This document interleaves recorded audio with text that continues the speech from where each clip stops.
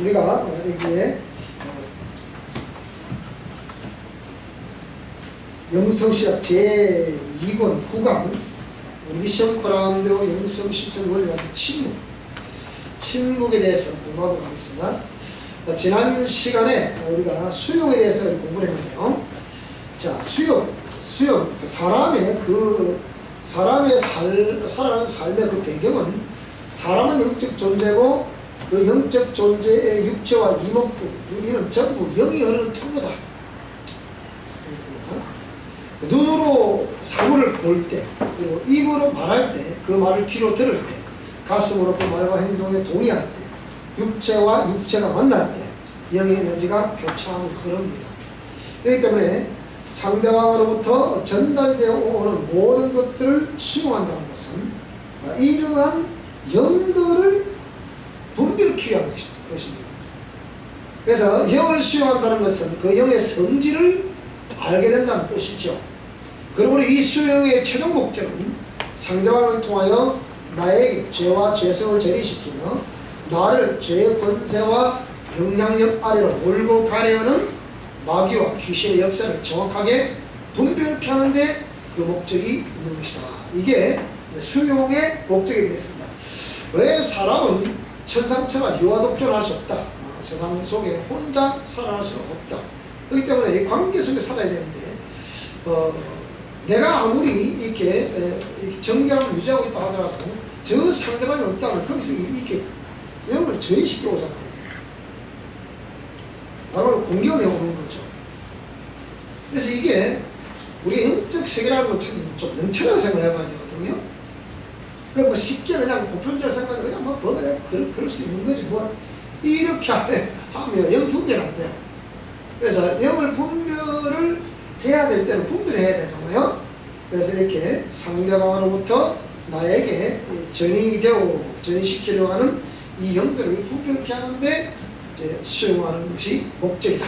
그러니까 환경, 대인관계, 물질과 건강한 이 내 영역에서 이게 직면하게 될 수밖에 없는 상황이기 때문에 직면하게 되면 일단은 수용함으로 인해서 그 영들을 분별할 수가 있다. 자, 그러면 세 번째 원리가 침묵인데요. 자, 침묵은 직면과 수용의 과정에서 자, 일단 직면을 하게 되면 되겠습니까? 직면, 수용 하면서 저와 여러분들이 영성의 실천 원리를 듣고 한 번쯤은 이렇게 생각해 봤을 테고 또 적용을 해 봤을 텐데요. 해보니까 어떤 느낌이 되셨습니까? 느낌이 있었을까요? 딱 상황에 직면해서 또 수용을 하려고 하니까 이런 느낌이 있었을 거 아니에요? 느낌. 어떤 느낌 분명히 있었을 거라고요? 그 느낌을 생각해 보셔야 돼요. 그 다음에 내가 그러면서 그 상대방을 보는 시각이 또 있을 거 아니에요? 직면을 시각. 그런 시각이 있어요. 그 다음에 직면과 수용하는 과정에서 말을 하지 못하지만 내 안에 또 충돌되는 요소 그것이 분명히 있을 거예요. 그죠? 아이고 내가 저걸 확 그냥 뭐 이런 식으로 한다든지 다 있다고 분명히 내가 꼭 이렇게 해야 돼. 꼭 이렇게 살아가야 돼. 뭐 이런 식으로 어떤 내 안에 충돌되는 그 무엇이 있다고. 그 다음에 그러면서 답답하고 그게 또 있다고. 말을 못하고 답답하고. 자, 그 다음 그러면 그 무언가를 그걸 통해서 그 무언가를 발견하셨나요? 이거예요. 발견입니다. 이것이 직면과 수용하는 과정에서 이 느낌, 시각, 충돌, 답답함, 내지는 어떤 움직임에 대한 발견, 영들에 대한 발견, 그 무엇에 대한 발견, 이건 있어야 돼요. 자, 이것이 있어야 되는데, 사단이 인류를 지배하고자 하는 지배 전략은 첫 번째로 보세요. 죄를 유포를 시키는 거예요. 죄를 자꾸 전이시키게 이렇게. 그래야만이 영혼을 장악할 수 있지 않겠습니까? 근데 그 죄를 유포를 시키는데 첫 작업이 뭐냐? 하나님의 형상의 모양대로 지어받은 우리 인류의 조상을 불신앙하게 만드는 거예요. 누굴 불신앙하게? 하나님을 불신하게 만드는 그 범죄하게 만드는 거죠. 이게 죄죠.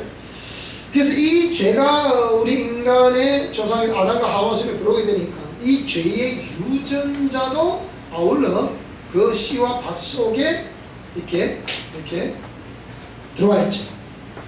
그래서 유전자 전략을 통해서 죄를 구현시키고자 하는 거예요. 그래서 이런 걸 통해서 결국 뭡니까? 내 마음과 생각과 정신과 이 모든 혼적 요소나 혼의 영역이 완전히 이렇게 죄에게 장악을 당하는 거죠. 마귀에 장악을 당하는 거예요. 그럼 이 혼의 영역이 장악을 당하게 된과 동시에 역시 이 세력들은 우리의 세포 영역을 사살한다. 세포는 기억하고 있다. 지금까지 과학에서 증명된 것을 보면 세포가 모든 것을 기억을 하고 있다는 거예요. 그렇기 때문에 세포는 본능적으로 반응을 한다는 거예요. 그래서 몸을 장악하고 있다는 거죠. 그러면 이것이 결국은 이제 한마디로 하면 옛사람과 자아를 통한 죄성을 이제 상대방에게 전이시키고 또 전이받는 거예요. 그러니까 한마디로 뭡니까? 야합을 하는 거죠. 죄와 죄가 야합을 하는 거예요. 오늘 저와 여러분은 설령 우리가 살아가는 삶 속에 죄와 함께 야합하게 되는 그런 경우가 많이 발생이 됐을 때 우리는 어떻게 될 것이냐? 이게 우리는 지금 우리가 의를 선택해야 되는 거죠.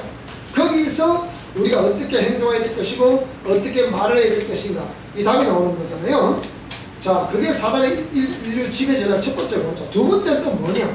사단의 인류 지배 전략 두 번째는 죄와 죄 그리고 죄성과 죄성이 야합하게 해서 죄를 유포시키는 거예요. 그러니까 로마서에 보면 네가 의의 병기가 될 것이냐 불의의 병기가 될 것이냐 그랬잖아요. 우리 마땅히 의의 병기가 돼야 되지 않겠습니까? 자, 그러면 이 죄와 죄성이 죄와 죄가 죄성과 죄성이 야합을 하게 되고 또 상대적으로 또 충돌을 또 하게 만드는 거예요. 충돌하게 만들어서 또 야합 내지는 충돌하게 만들어서 뭐라고요? 죄성의 충돌과 정말 야합이죠. 야합. 충돌과 야합을 만들어서 뭐랍니까? 유유상종하게 만드는 거죠. 끼리끼리 놀게 만든다 이 말이에요. 쉽게 그냥. 자, 그래 버려가지고 뭡니까? 같은 성향끼리 충돌을 해서 죽이고 묶이게 해서 죽이는 거예요. 오늘 저와 여러분들이 이걸 정말 정말 중요한 것 같고 우리 영성 실천이 다 중요한데요. 오늘 이 수용이랑 이게 진짜 치료랑 이게 얼마나 중요한 원리인지 모릅니다. 그러니까 같은 성향끼리 서로 충돌해가지고 죄에게 종로를 타게 하는 거죠.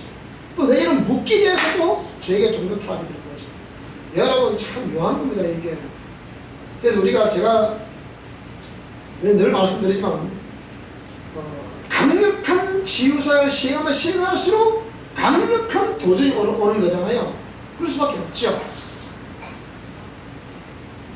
그래서 죄와 죄성의 교류와 환경, 대인관계, 물질관계, 근관관계 이 네 영역을 통해서 역사가 이루어지고 있고요. 그렇게 자꾸 충돌이 되거나 야합이 되면서 뭡니까? 스피릿 타이가 되는 거예요. 영적인 소울 타이가 되는 거예요. 영적 타이가 되는 거죠. 보통 영적 타이가 되는 거예요. 영적인 타이가 되는 거예요. 스피릿 타이죠. 영적 타이가 이루어지면서 이제 사단이 완전 우리를 이렇게 지배하고 있는 거죠. 이걸 우리가 지금 모르고 살았던 거예요. 자, 그러면 여기서 우리가 그러면 직면 가운데 수용함과 동시에 침묵을 해야 되는데요. 자, 침묵 즉 무엇 말하지 않는다는 뜻이죠. 그러면 이게 입을 닫는다는 뜻인데 침묵이 그래서 1번 시작. 죄와 죄성은 상대방에게만 있는 것이 아니고 나에게 있다는 거예요. 나에게. 오늘 저와 여러분들은 이 말씀을 많이 듣다 보니까 이제 여러분들에서 많이 청소가 확실히 이걸 알고 실천하면 많이 청소가 되거든요.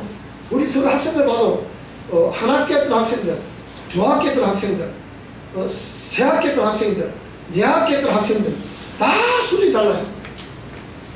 그 다음에 또 계속 실천하는 사람들, 하다가 안 하는 사람들 완전히 표현 안 해요. 지나고 다 할 수 있어요. 하나님 대단합니다. 여러분, 우리가 계속해서 이렇게 이 끊는 기도와 그 통로를 끊는 기도와 우상숭배에 대한 회개 기도와 그리고 보혈 사역은 이 자가치유 원리이기 때문에 이거는 쉼없이 계속 하는 거예요. 그저 특별히 보혈 사역은 계속 해야 됩니다. 그러니까 이 끊는 기도, 우상숭배 회개 기도, 이것도 뭡니까? 우리가 언제까지 하라고 했습니까? 회복될 때까지, 회복될 때까지. 적어도 내가 이제 회복이 됐구나 할 때까지 이걸 계속 하셔야 돼요. 자, 그래서 죄의 특성은 내 속에 있는 죄와 죄성을 자극하여 야합함으로 또 다른 죄를 양산시키며 유포시키는 것이에요. 그러니까 바깥에 들어와가지고 내 안에 있는 것과 야합을 하기 때문에 이렇게. 그래서 그걸 다 유포시키는 거예요. 그래서 영적 전의의 원리는 죄와 죄가 만나고 죄성과 죄성이 만나는 것이에요. 그러므로 인간 세계에 인간들의 만남은 그래서 유유상종하게 되는 것이다. 같은 성향의 사람, 같은 성향의 집단, 같은 사고와 사고, 같은 이론과 이론이 만나게 되는 거예요. 이게 너무 중요합니다. 이게 여기 같은 성향의 사람, 같은 성향의 집단, 같은 사고와 사고, 같은. 그래서 릭 조이너라고 부르는 지금 종말 예언가 중에 한 사람 뭐라고 그러느냐, 미래의 시대는 교회가 집단적으로 멸망을 하거나 집단적으로 구원을 얻는다, 이렇게 표현했습니다. 일리가 있는 얘기예요. 왜? 이런 영성 원리를 알다 보면 그 말이 그럴 수도 있겠구나, 그렇게 생각이 되는 거예요. 자, 그래서 이러한 만남이 어떤 특정한 성향, 뭐 감정, 체질, 목표, 어떤 동일한 목표가 있다. 또 둘이 합치잖아요. 이 야합이에요. 또 그런 시각, 니도 그렇게 생각하나 나도 그렇게 생각한다, 이런 그런 시각, 그런 또 이론, 또 그 아이디어, 뭐 이런 걸 두고 만나는 것 같지만 사실은 영적인 흐름과 이끌림에 의해서 전적인 스피릿 타입가 되어서 만나게 되는 것입니다. 먼저 한번 우리 제자들 데리고 중국에 흥룡, 흥룡을 했습니다. 그 집회를 가는데요. 상해 갔어, 가서 때가.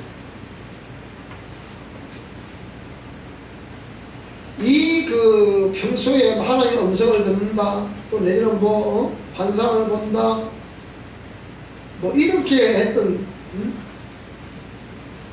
자매가 있었어요. 그래서 제가 당신은 그거 조심하라. 그래도 제 강의실에 들어오지 않는 거예요.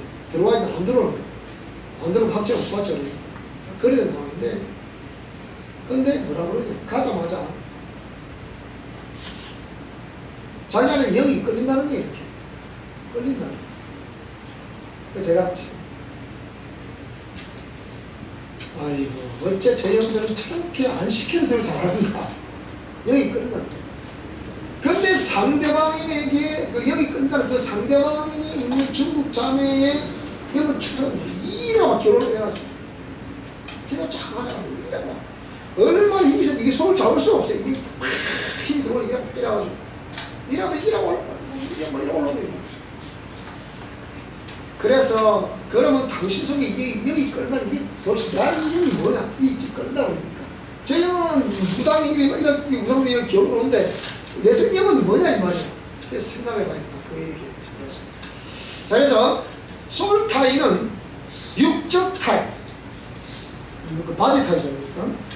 육체와 육체가 이 스킨십이 아무도 아닌 것 같지만은요, 이 스킨십을 정말 조심해야 됩니다.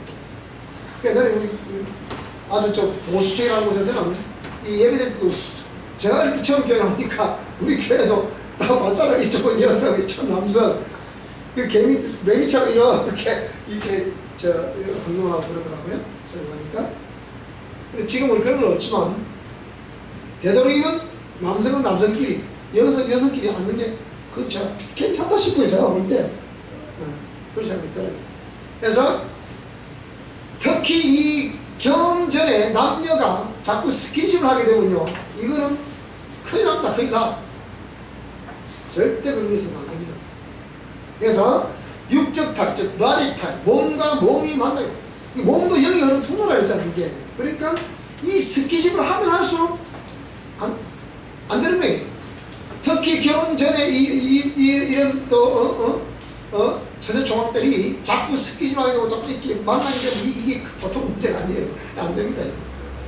그래서 육적 타입. 그 다음에 영적 타입. 그러니까 그런 육적 타입과 그런 소울 타입 이런 것들을 통해서 뭡니까? 결국 그 배우에 뭐가 있다고요? 영이 있다는 거죠. 그러니까 스피릿 타입이 이루어지는 거예요. 그러니까 동시에 이런 것이 일어나는 거예요. 동시에 일어나는 것이다. 동시에 일어나는 것이다. 그러므로 불신자의 세계와 영의 흐름은 사망의 향연을 펼치는 것과 같다. 불신자의 세계와 그 속의 영의 흐름은 뭐라고요? 사망의 향연을 펼치는 것 같다. 그래서 이 육적 타입, 소울 타입, 스피릿 타입, 또 바디 타입, 그러니까 바디 타입, 소울 타입, 스피릿 타입은 동시다발적으로 이루어진다. 그래서 정확합니다. 자, 이거 요번에 보면 됐죠. 자, 보통 혼적 묶임이라고 하는 영역은, 즉 소울 타입은 혼적 묶임만 일어나는 것이 아니고 영적 묶임과 육적 묶임도 동시에 일어나는 것이에요. 그리고 이거는 헤브라이즘 사고에서도 영과 혼과 육을 하나로 봅니다. 헬레니즘 사고에서는 이혼론으로 보잖아요. 성속이거든요. 성속 이혼론이거든요.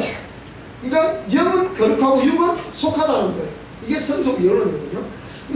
그런데 헤브라이즘 개념은 성속 이혼론이 아니고 이론론으로 보는 거예요. 영과 혼과 육은 하나로 보는 거예요. 하나로 보기 때문에, 자, 그러니까 소울 타입은 바디 타입도 이루어질 가능성이 많고 스피릿 타입도 그러니까 바디 타입도 이루어지고 스피릿 타입도 이루어진다는 거예요. 이게 소울 타입 아무도 아닌 것 같지만요. 반대로 바디 타입가 이루어지면 또 소울 타입도 스피릿 타입이 이루어진다. 스피릿 타입가 이루어지면 소울 타입도 바디 타입도 이루어진다. 이 똑같은 거란 말이에요. 이게. 자, 그래서 동시에 일어나는 것이다. 마귀의 영은 같은 영을 소유한 사람끼리 만나게 함으로 죽입니다. 같은 성경. 충돌을, 그러니까 성질이 급하면 급한 사람끼리 만나서 죽여버리는 거죠. 또 내성된 사람은 또 내성된 사람끼리 만나면 또 죽습니다. 이게 참 이게. 자, 그래서 그 상처에 의하여 상대적 성향을 가진 사람을 만나게 함으로 영혼을 장악하고 죽이는 것이다. 그러므로 불신자의 세계와 영의 흐름은 사망의 향연을 펼치는 것 같다. 상황이 약간 다르지만 그리스도인들도 이러한 영적 교류의 원리를 모르면 속수무책으로 당할 수밖에 없는 것이 영적 작용의 냉정한 현실이다. 그래서 마귀는 자신의 지시에 충실하게 임무 수행을 하고 있는 가해자라 하여금 피해자를 공격케 하여 피해자로 하여금 억울한 감정을 가지게 하므로 그 피해자 세포에 아직 제거되지 않고 있는 죄를 뒤집어 쓰고 있는 옛사람의 구성을 통하여 절대로 가해자를 이해 사람 용서하지 못하는 감정체계를 뒤흔들어 혼미케 하고 결정대로 피해자가 절대 하나님 말씀을 수행하지 못하도록 하므로 그리스도인들을 사망의 수록으로 밀어버리는 거예요. 이것이 고린도서 2장 4절 이하의 11절에 있는 말씀. 가해자는 피해자가 가해자를 뭐라고요? 이해하고 용서하고 사랑하라는 거예요. 아니, 가해자가 마땅히 피해자한테 와가지고 용서해 주세요 이래야 되는데 피해자가 오히려 그렇게 하라는 피해자가 하나님 말씀 알다고 몰라. 그게 왜 그랬습니까? 그 영들의 공격에 의해서 그런 일이 일어나고 있기 때문에. 자, 그래서 7번 철되지 않은 옛사람과 그 자아들은 우리들을 죄로 오염시키려는 목적으로 말과 행동 등을 통하여 영적 전이를 시키고 있는 마귀와 귀신들의 통로가 된다. 상대방이 얼토당토 아닌 것을 통하여 나를 공격하고 나의 감정을 상하게 하며 말로 인하여 다툼을 일으키게 만드는 것 등으로 나를 공격한다. 그 영들은 반드시 내 속에 아직 제거되지 않은 옛사람과 그 통로인 자아를 통하여 나의 내면을 통치하고 있던 영들과 교신을 하게 됩니다. 그래서 미혹하여 범죄를 유발시켜요. 따라다. 절대 용서하지 마라. 절대 용서. 항상 부정적으로 생각하라. 항상 부정적으로. 그렇게 말을 합니까? 안 하는데 그 감정 체계를 탁 살라버리는 거예요. 이 들끓는 감정이 이게 문제라. 냉철하게 자기 감정을 통치해야 되는데 이게 안 돼요. 들끓는 감정이 이게 안 되는 거예요. 이것 때문에 아무것도 안 돼요. 이게 문제거든요. 자, 그래서 영들은 아직 내 속에 제거되는 옛사람과 통로의 자아를 통해서 나의 내면을 통치하고 있던 영들과 교신하게 된다. 그래서 범죄를 유발시켜가지고 어떻게 합니까? 즉각 충동을 딱 일으키는 거죠. 내지는 야합을 또 딱 일으키는 거죠. 이래서 그러니까 싸움이 일어나거나 감정이 상하거나 아니 이제 범죄의 도구, 죄의 도구 당하게 되는 거죠. 옛적에는 고작 생각했다는 것이 감정을 품고 원수처럼 대하며 그를 향해 일격필살의 기만 누리고 살았던 거예요. 그건 아닙니까? 그런 것들이 이제 마음으로 품게 하는 거예요. 이렇게. 그래서 이렇게 우리가 뭐 참다는 개념은 그게 없어진 개념이 아니에요. 아직 그대로 있는 거 아니에요. 참다는 개념은 따라 참다는 개념은 참는다는 게 분노로 자리 잡았다는 개념이다. 그 안에 분노로 자리 잡았다는 참다는 개념. 그래서 여러분 제가 참는 것보다는 웬만하면 이런 걸 다 토해버려야 된다. 이렇게 토해버려야 사람이 살아가면서 감정이 상하지 않을 수가 없기 때문에 그럴 수도 있지 않겠습니까? 그죠? 그럼 어떻게 됐습니까? 언제나 하나님께 토설해야 하라고 했죠. 사람 앞에 그걸 토하게 되면 감정이 상하게 되지만 하나님 앞에 토하게 되면 하나님 그걸 다 받아주신다 했죠. 그러니까 그거는 또 교회나 어떤 기도원이나 이런 데서 어떻게 해요? 토해버려요. 토해버리겠습니다. 그보다 더 좋은 것은 뭐냐? 그걸 침묵함으로 자기 스스로 그 영역을 싸우면서 이겨야 돼요. 가장 좋고 그게 답도 그렇게 아닙니까? 자, 그럼 그래서 이렇게 이런 것들이 자신 속에서 일어나고 있기 때문에 침묵하라는 거예요. 말하지 말라는 거예요. 자, 그러면 이렇게 해서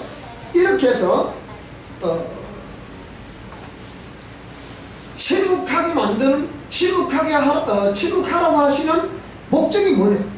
이 말이에요. 자, 그것은 상대방을 통하여 나에게로 전이되어 온 영들을 무의식적으로, 즉 본능적으로 반응을 하면 절대로 이 영들을 발견할 수 없어요. 상대방이 그런 전이식 온다 해서 나도 같이 반응해버리면 내 안에 어떤 영이 있는지 그걸 알 수 없는 거예요. 무슨 말이 되죠? 자, 그러나 숨 고르기를 한 후 쳐다보면 어떻게 해요? 내 안에서 역사하며 꿈틀거리고 있던 그 악한 영들이 보이는 거예요. 시험을 따보라 뭡니까? 자기 속을 살펴야 돼요. 왜 내 안에 생기는 것을 들들들 끓는지 그걸 생각해야 된다니까요. 특히 다혈질 같은 사람들은 다혈질은 뭐야? 좀 보통 활동적인 다혈질 O형의 전입하는 사람 있잖아요. 이거 어떻게 해요? 생각해 보세요. 그러면 뭡니까? 그럴 때 숨을 한 다음에 어떻게 해요? 상대방을 보지만 어떻게 해요? 자기 자신을 보라 이 말이에요. 보면 어떻게 해요? 내 안에서 역사하며 꿈틀고 있는 그 악한 영들이 보이는, 느껴지는 거예요. 자, 상대방이 얼토당토 아닌 것을 통하여 나를 공격하고 나의 감정을 상하게 하며 말로 인하여 다툼을 일으키게 만드는 것 등으로 뭔가가 나를 공격하고 있구나. 그걸 알게 되는 거거든요. 그럼 아직 내 속에 철되지 않은 옛사람과 마귀의 강력한 구원을 받고 있는 나의 자아와 귀신은 즉각 그것을 즐기면서 반응을 하는 거예요. 그러니까 상대방이 그를 공격해 온다 해서 따라 반응은 뭡니까? 쾌재를 부르는 것은 귀신만 쾌재를 부릅니다. 마귀만 쾌재를 부른다니까요. 자, 그런데 침묵을 하게 되면 그 모든 것이 정확하게 눈에 보입니다.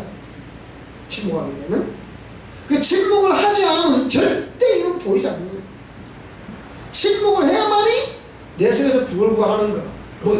너가 이렇게 막 대적을 하고 너가 이렇게 막 충돌을 하고 야합을 하려고 하는 것이 보인다 안 보인다? 느끼다 안 느껴진다? 다 보이고 느껴집니다. 요걸 보이고 느껴져야만이 저와 여러분의 내 안의 역사님들과 싸우고 이길 수가 있습니다. 그게 그놈이 그동안에 내 안에 자리 잡고 있었구나 그 얘기예요. 그래서 내 인생을 요 모양 요꼴로 이렇게 만들었구나 그 얘기예요. 그걸 잡아내라고 지금 영성실증원리의 그 강점을 지금 설명하는 거예요. 침묵. 결국 침묵이 침묵. 이다 보면 영문별이라고 했잖아요.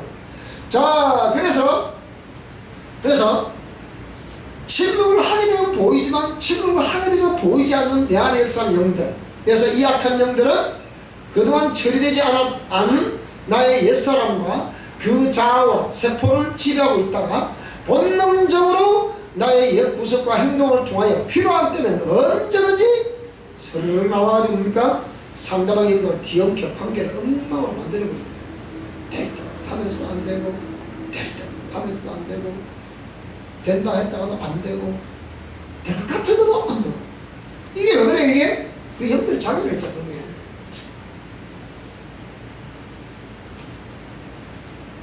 제가 이런 형들을 발휘해가지고 얼마나 당하고, 얼마나 수고를 당하고, 얼마나 창피를 당하고, 얼마나 저도 분노를 하며, 또 대적을 하고, 말싸움도 해보고, 이런 모든 끝에 이게 발휘된다는 거예요. 어쩌면 참 쉬운데, 어쩌면 굉장히 어려운 거. 이게 침묵의 원리예요. 그래서 뭡니까? 침묵은 검이다. The silence is gold. 침묵은 검이다. 수행의 원리는 죄의 지배 아래 있는 상대의 육과 혼의 영역으로부터 내게 접근해온 귀신들과 그 귀신들이 주된 통로가 되고 있는 옛사람의 각종 요소들을 발견하는 것이 수용의 목적이라 했죠.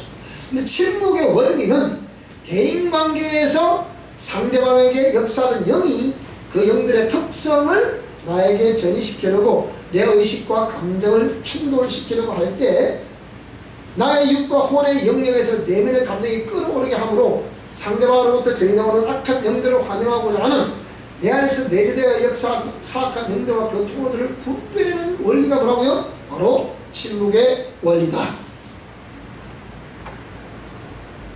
평소의 삶에서 여러분 이 침묵의 원리를 적용하시기 바랍니다. 그래서 상대방에게서 내게 접근해오는 영들과 내 안에서 역사하는 영들을 발견하여 일망타지를 하려고 하면 이 세력들과 그 세력들이 역사를 주된 통로들을 볼 수 있어야만이 일망타진을 할 수 있는 거 아닙니까? 그걸 볼 수 없으면 일망타진을 할 수 없잖아요. 볼 수 있어야지. 느끼고 볼 수 있어야 일망타진을 할 수 있는 거예요. 그래서 내가 즉시 침묵하며 자신의 내면을 바라보면 내 안에서 상대방의 공격에 본능적으로 반응하면 무언가 꿈틀꿈틀하면서 감정을 움직이고 있는 비묘한 기운을 감지하며 발견할 수 있게 되는 것이다. 침묵하면 눈을 조여갖고 침묵하면 뭡니까? 눈을 감으면 일단 의식이 야너 내려와야지 이렇게 눈을 감으면 의식이 내려오면서 뭡니까? 내 안에 뭐가 꿈틀거리는가 이걸 발견하게 되는 거예요. 이게 중요한 겁니다. 자, 이것이 내 안에 역사하던 영인데 사람들은 항상 누구 탐험한다? 상대방 탐험하는 거예요. 따라합시다. 나나 잘하겠습니다. 그래서 하는 소리예요. 이때 끌어오르며 의식되는 모든 말과 감정 등을 입술과 행동으로 반응하지 않고 본인의 내면을 살피며 내 안에서 그동안 나를 통찰해 나의 삶을 유명 역사하고 있던 각종 악한 영들을 발견하게 되는 것이 침묵이란 깨달음을 허락하신 하나님의 목적임을 우리는 알아야 합니다. 중요한 내용이 되겠습니다. 그러므로 대인관계에서 역사하고 있는 영적 존재들에 대하여 무지하거나 그 역사를 방치한다는 것은 목회자의 뭐라고요? 직무유기입니다. 일단은 목회자는 성도들이 그걸 어떤 원리를 적용하고 안 하고를 떠나서 일단은 이걸 상세히 알려줘야 되는 것은 목회자가 해야 될 일이 아니겠습니까? 그래서 자, 요 13번 목회자의 직무유기라, 이게 직무유기라, 목회자의 직무유기라 이렇게 표현하는데요. 여기 면화조 나오는 거 보세요. 여기 관대 보니까 자, 그러므로 이 두 세력이 즉 상대방 속에 있는 세력과 내 속에 있는 세력이 야합한 그 결과물들을 보면 실로 엄청난 상처와 그 결과를 동반하게 됩니다. 뒤늦게 후회해봐야 소용없습니다. 이미 엎질러져 버린 물입니다. 대부분의 사람들은 대인관계에 있어서 이러한 영들의 야합을 모릅니다. 사건이 벌어지고 그 상황에 직면하게 되면 열이면 열, 몸 자신을 바라보기보다는 상대방을 바라보거나 상대방을 타다야 되는 것이 쉽습니다. 그러니까 하나님이 왜 이런 원리들을 우리에게 가르쳐 주셨는가? 깊이 생각해 보세요. 왜 너나 잘하세요? 그렇게 말씀하세요.